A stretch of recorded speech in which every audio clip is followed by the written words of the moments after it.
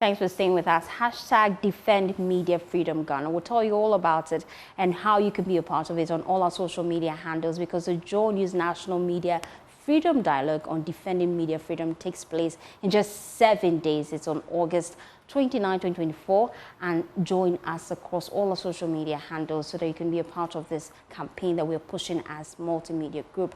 Now, join me in the studio to shed light on this is head of our political desk here at JoyNews, Evans Mensah. Evans, tell me, what is this hashtag all about? So, if you cast your mind back, and unfortunately I've done this job for too long, so anytime you're approaching elections, one of the things that tend to happen, unfortunately, is that journalists become victims of assault, of abuse on the campaign trail. We have a colleague who, after the 2012 elections, was assaulted and still hasn't recovered. It's been a pretty difficult last many years for him, because he had simply gone out to report after the results were declared, the losing party, and its supporters felt that, we call the elections here, they felt that he had, because he was coming from multimedia, they should just pounce on him and assault him. And it left, scars on him that affected his well-being. He hasn't quite recovered because of his posture was affected. That's how severely he was beaten. And we have an elections coming up. We cannot sit by and hope that everything else will go well. Every election year, if it's not a multimedia journalist, some other journalist somewhere in this country, because we are in nooks and crannies of this country in 275, now 276 constituencies, reporting, bringing the news to everybody else. Who protects us whilst we do that? The other agencies who do this go onto the ground and they do their work. But the media organizations and journalists across the country, and we are recruiting a lot of people across the country to report for us, and they'll be exposed.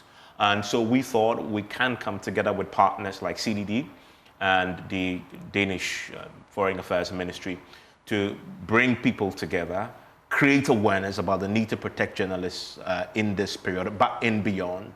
And that is why we are putting this together. So this campaign has started with the social media hashtag that you've seen, various collaterals and creatives being shared for people to participate in that. One is awareness creation, but then we're going to have this culmination of having this big national summit on this next week, and we can talk more about that, but it's all to get people aware that journalism is not a crime, and we cannot have an election, free, credible, safe elections without the media, and that's why we're doing this, to get people informed about that. But also, when you see a journalist out there, it is your responsibility to ensure that he's safe, because he or she is safe.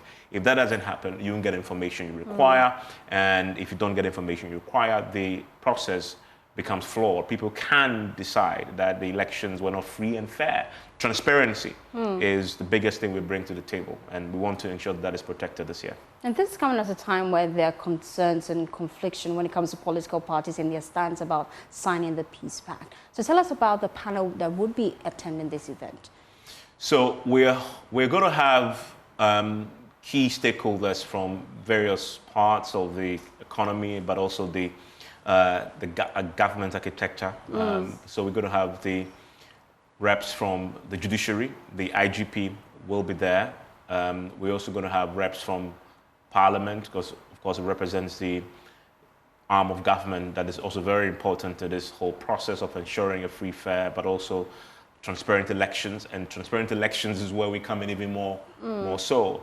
And that sort of has a knock-on effect on everything else. If it's not transparent, then there's suspicion that it's not free and it's not fair. So you need to first establish the foundation for this process, this elections, to be transparent.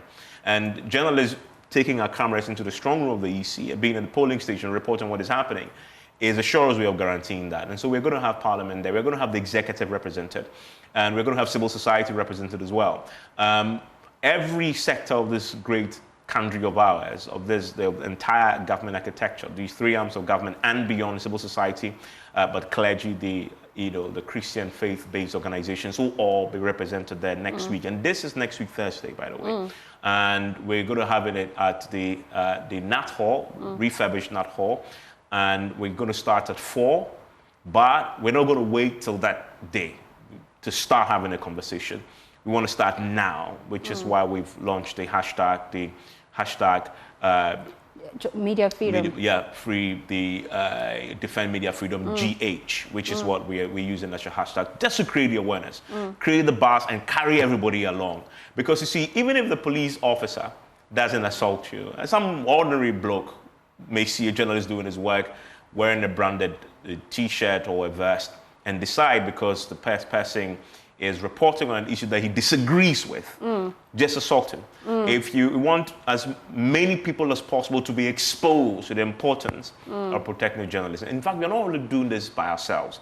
Our colleagues at Adom will also join. They're part of this campaign. We'll also be doing their own conversation in Ashanti region so that we are covering everybody else. Thank you so much, Evans Mensah. We know we'll expand the conversation in subsequent bulletin, especially the polls. We'll tell you how you can be a part of this campaign. We're pushing on social media. Well, the JoyNews National Media Freedom Dialogue, we know, is slated for Thursday, 29th of August 2024 at the GNAT Hall in Accra. 4 p.m. is the time. The event will be broadcast live on Joy 99.7 FM on JoyNews and myjoyonline.com. Thank you, Evans.